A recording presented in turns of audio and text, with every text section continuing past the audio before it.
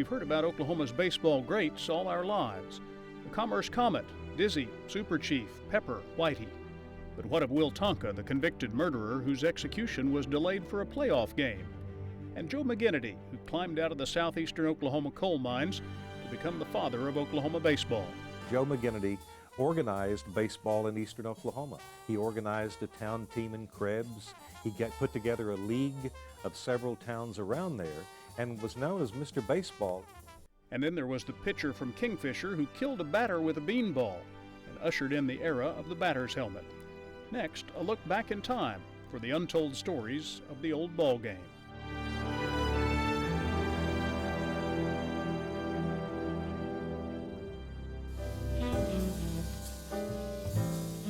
An old rusty garage in Commerce, Oklahoma marks the spot where a legend was born.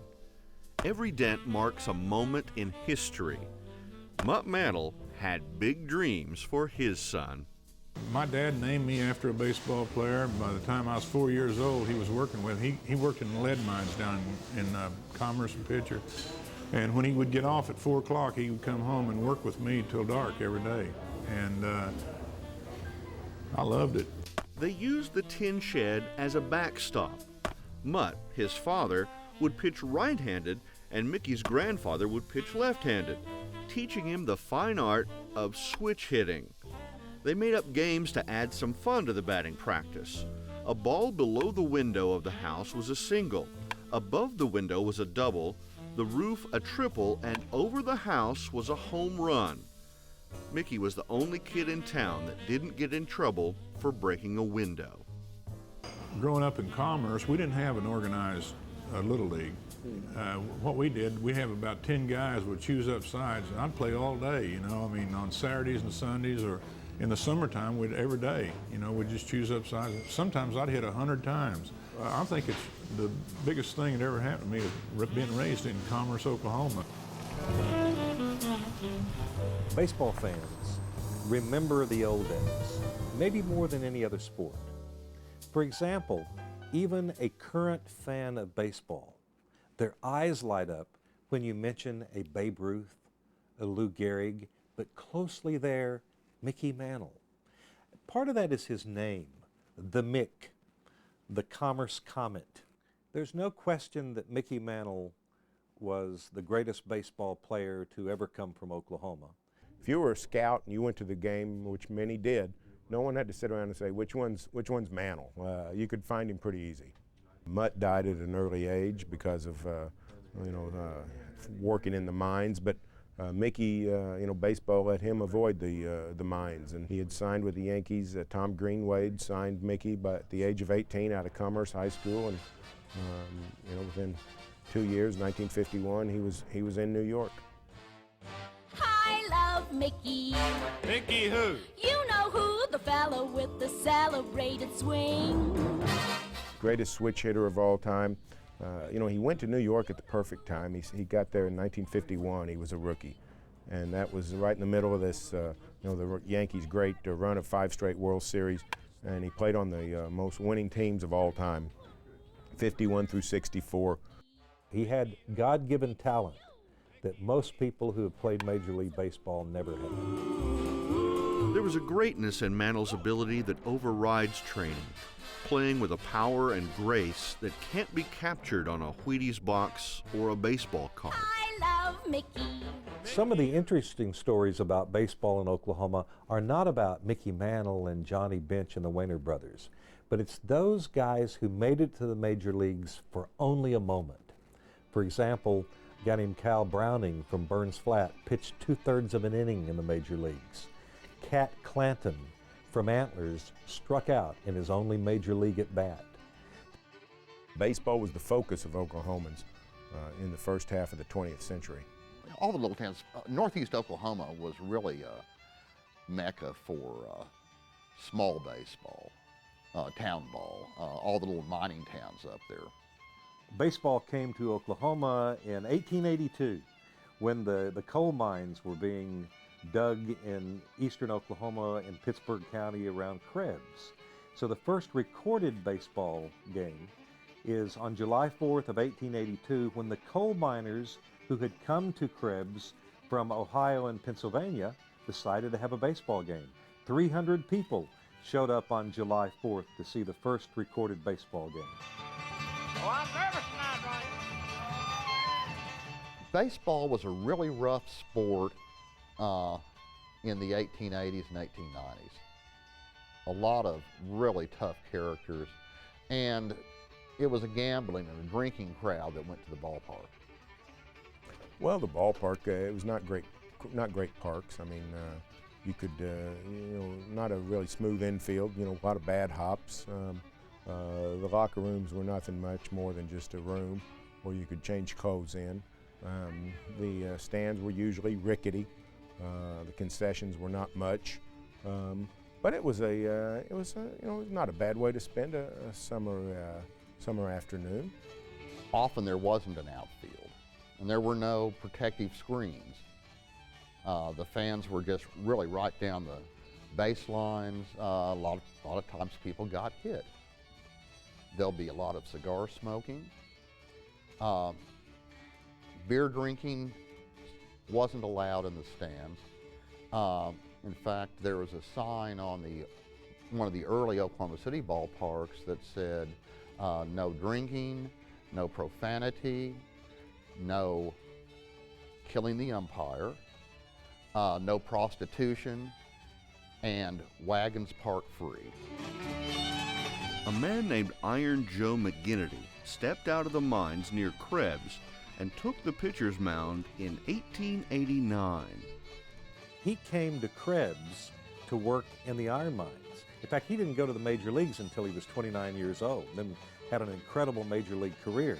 He got his nickname not because he was the last pitcher in Major League Baseball to throw two ends of a doubleheader, to pitch both games of a doubleheader, but because he worked in the iron as an iron man in the mines around Krebs.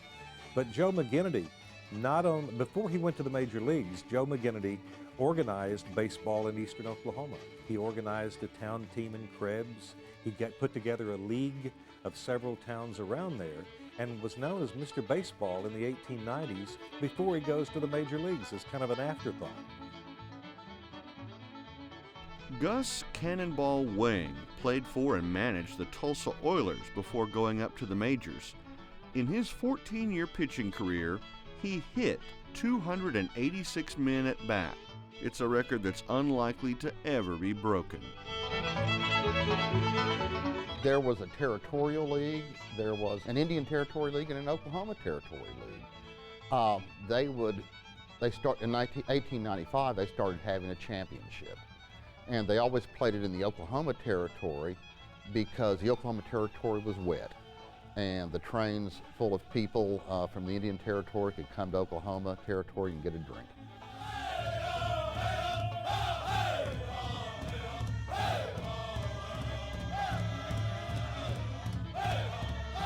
A number of Native Americans who learned to play baseball, perhaps off at their Indian school, brought the game back to Oklahoma. And for example, even when Geronimo and the Apaches are captured in the last of the Plains Indian Wars, and they are imprisoned at Fort Sill. So in the 1880s, it was not uncommon for the guards to oversee the Apaches who had been captured off of the plains to be playing baseball. Baseball was always a popular American Indian sport. Jim Thorpe is known for his Olympic feats and his National Football League feats. He also played Major League Baseball, so it is very popular among the Indians. The Choctaw Nation did have a team, and in fact their star pitcher had been convicted of murder and been sentenced to be shot, Will Tonka, but because they had a playoff game in Kansas City, the sentence was deferred. The first professional league lasted just one season. It wasn't until 1911 that Oklahoma would have professional baseball in small towns.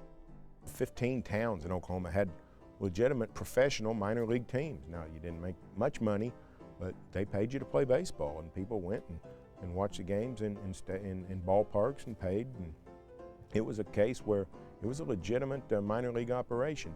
The rivalries were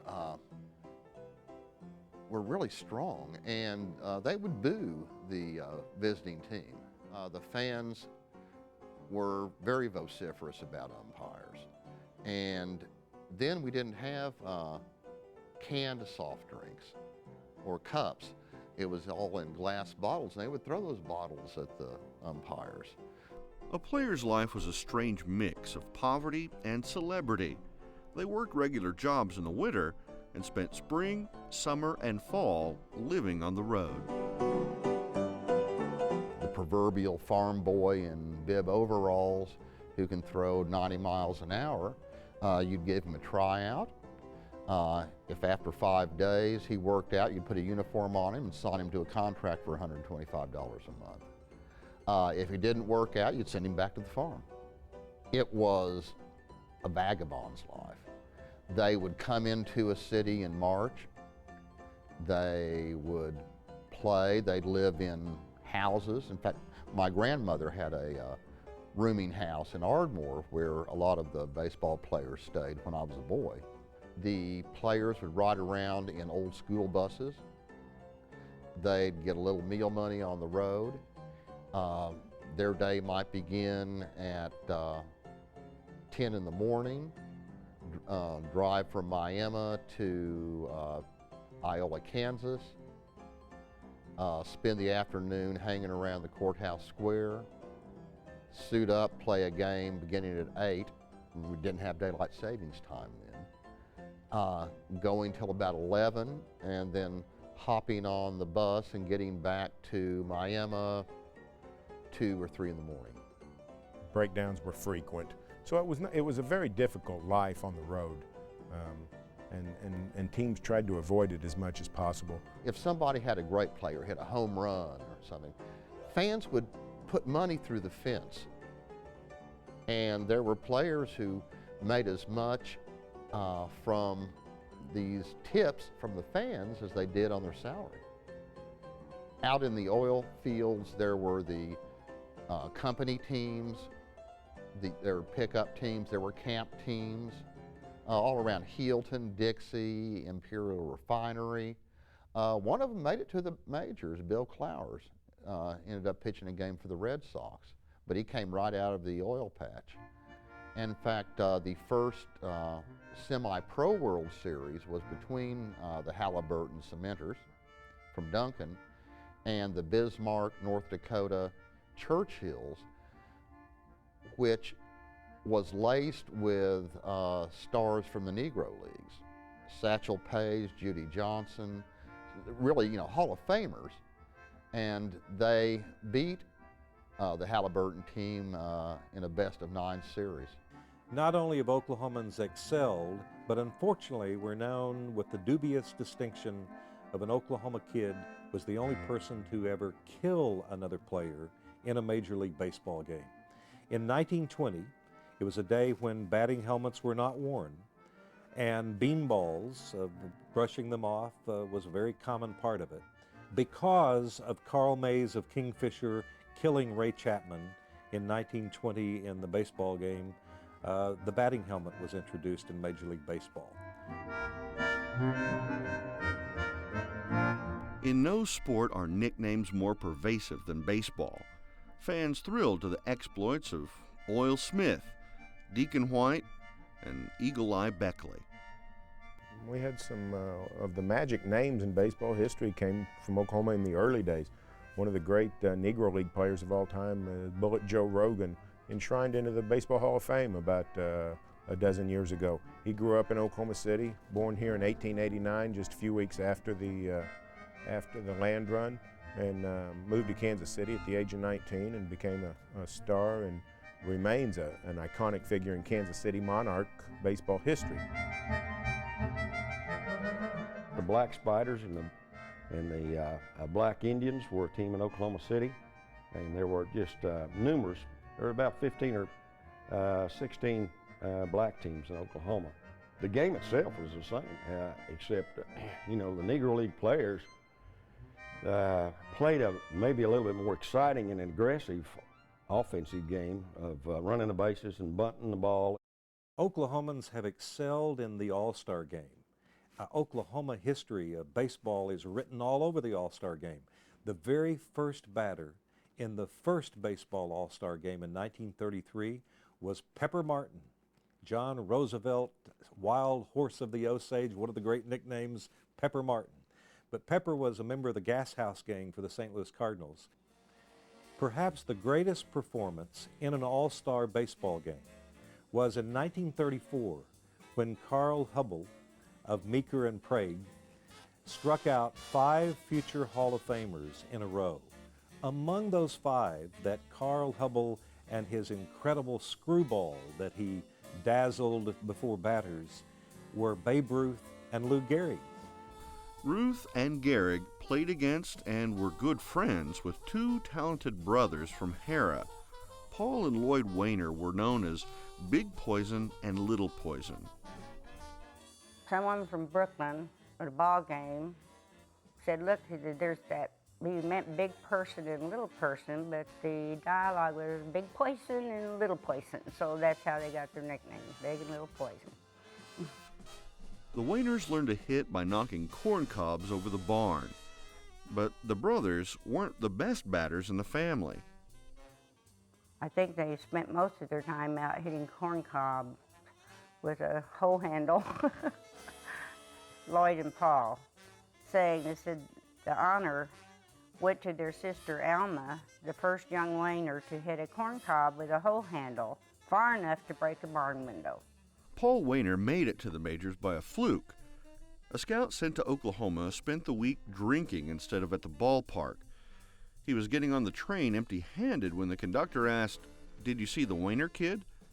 To save his own neck, the scout convinced the San Francisco Seals to give Paul Wainer a tryout without the scout ever actually seeing him play. They were small, but they were fast. I was just saying, if Lloyd hit the ball in the air, he was already at first base. They couldn't put him out. The best thing he ever did for baseball is he got his brother to play baseball. Lloyd would have never had a chance to play Major League Baseball if it wasn't for Paul. And that was because Paul basically convinced the Pittsburgh guys, hey, I just played in 26. I would have been Rookie of the Year if they had such a thing, but they didn't. Both of them would have been, by the way, Rookie of the Years in 26 and 27. The only brother duo in the Baseball Hall of Fame are Lloyd and Paul Wainer. If you ever read Ted Williams' books on the 100 best hitters he ever knew, Paul will not be in it. And the reason why is because Paul was hired as a batting instructor to teach Ted Williams how to hit the ball in different places. And Ted hated him. He despised him. How dare they could hire somebody to come and teach me how to hit. It really ticked him off that that Boston Red Sox would hire a batting instructor to teach him how to bat. At one time or another in Oklahoma history, 37 different towns have had a professional minor league club.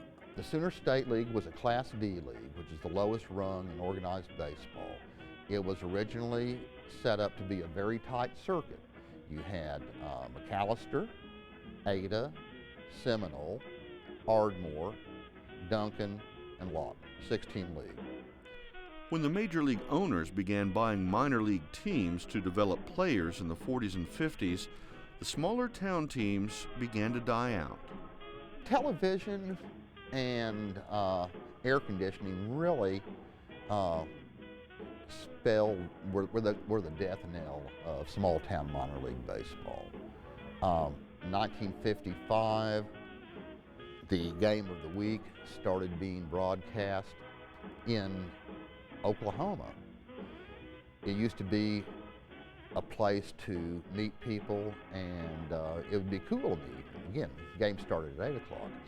But if you could stay indoors and watch a game on television, why go out and be uncomfortable?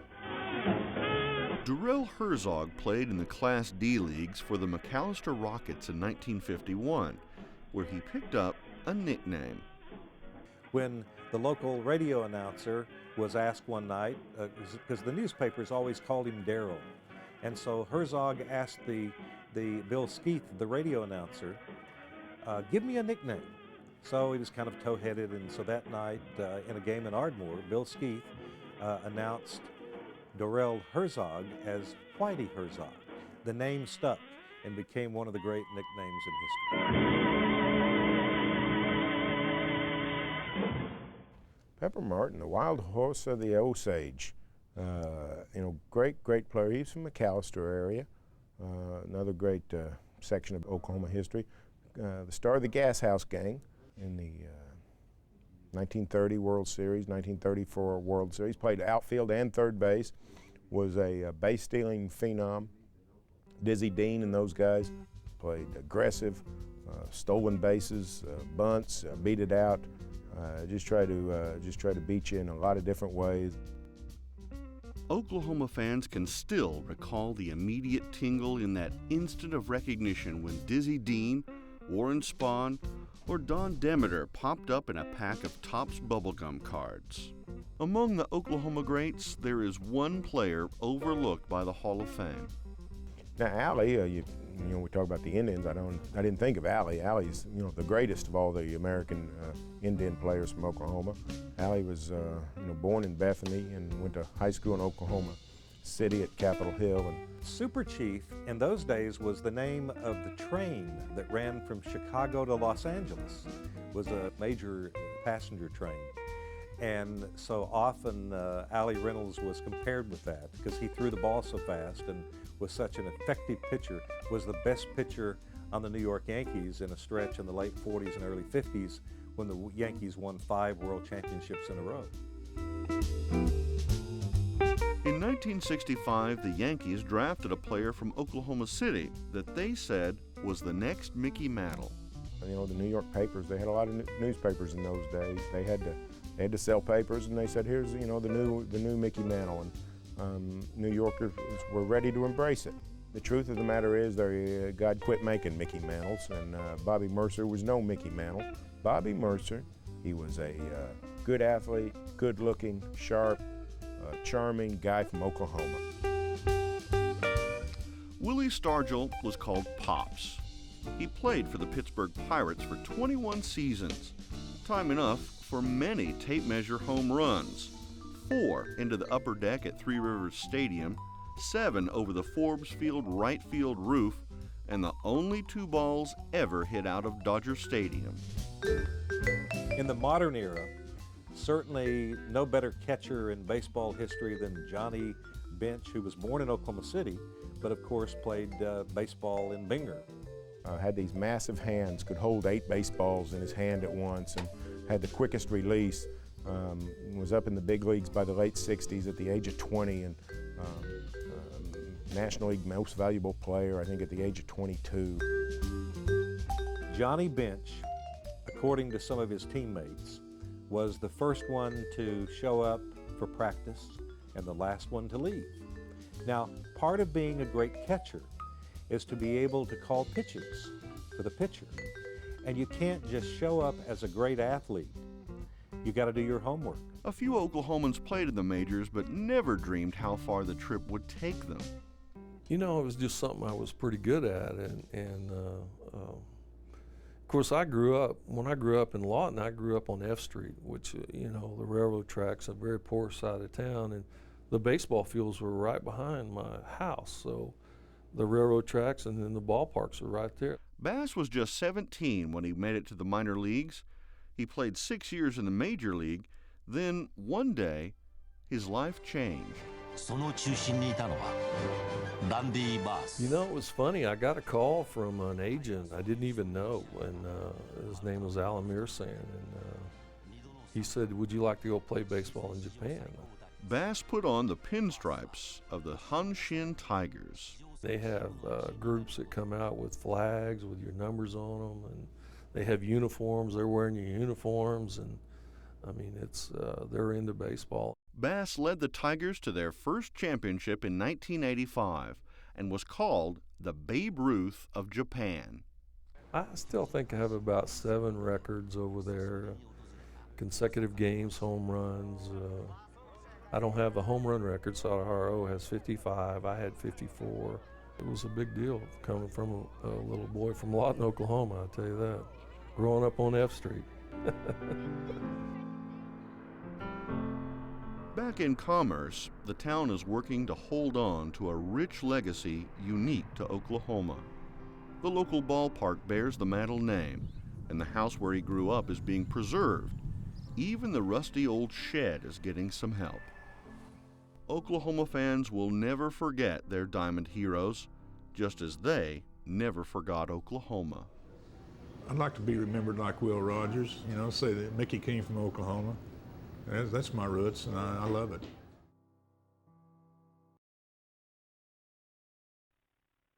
No single television program could possibly cover all of Oklahoma's baseball legacy. This list of 235 major leaguers born in the Sooner State is believed to be comprehensive, but it doesn't include those who passed through Oklahoma on their way to the majors, or those born elsewhere who came to Oklahoma to play the old ball game.